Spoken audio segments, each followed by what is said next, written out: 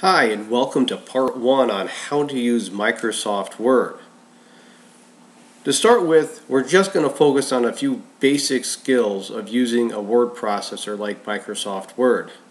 You may be familiar with a lot of these already, but it's important to make sure that everyone is on the same page when it comes to using a word processor. To start with, open up Microsoft Word and load up the document that I've given you in Edmodo.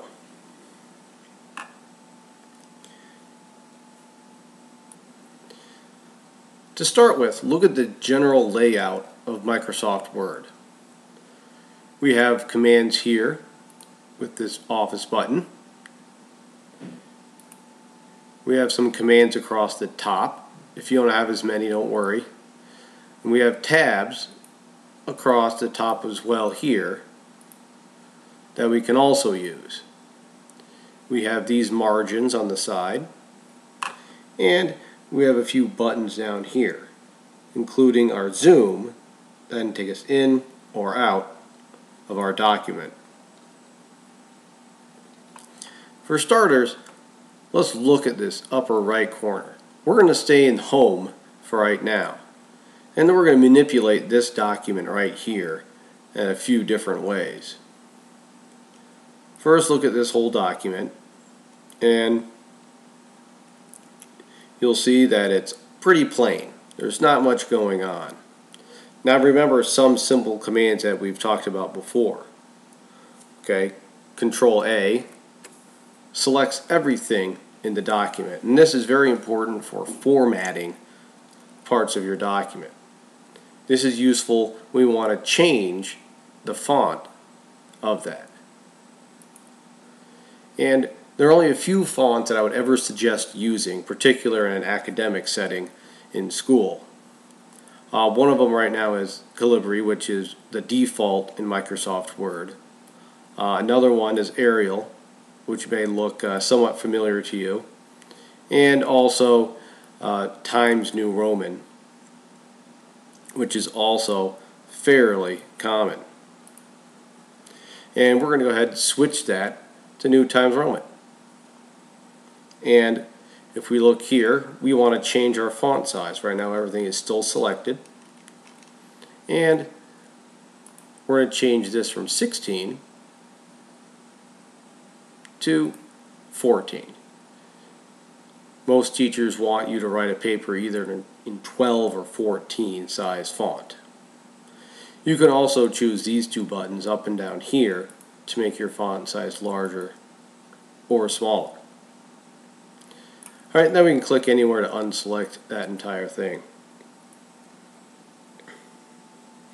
Next, we want to break this up into pieces.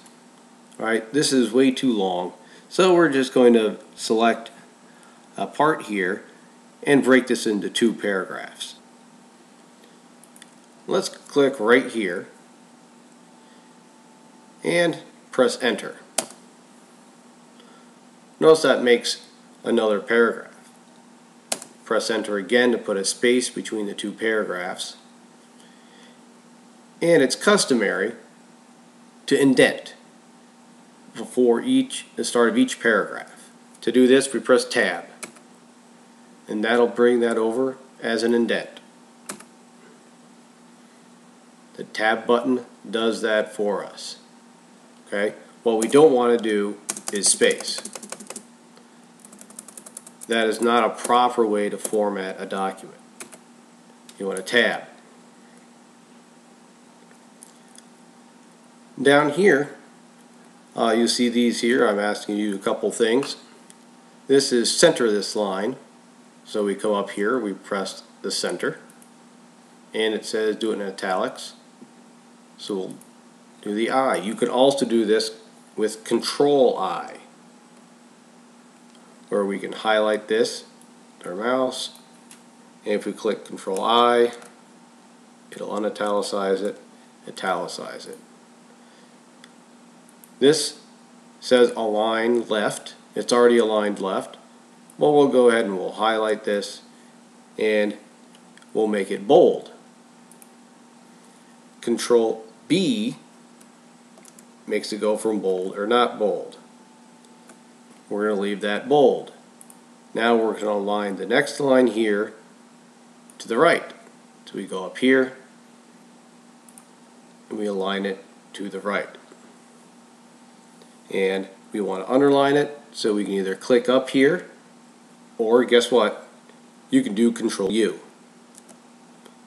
to underline it or ununderline it. And those shortcut commands are great. The Control U, Control I, and Control B can be a lot faster than having to move your mouse around, especially when you're typing and you want to begin typing using either bold, italics, or underline. The next thing we need to be able to do is change the spacing in a document. To do that, we can highlight the section that we want to space. If we want to do the whole document, we would do Control A. In this case, I just selected this paragraph.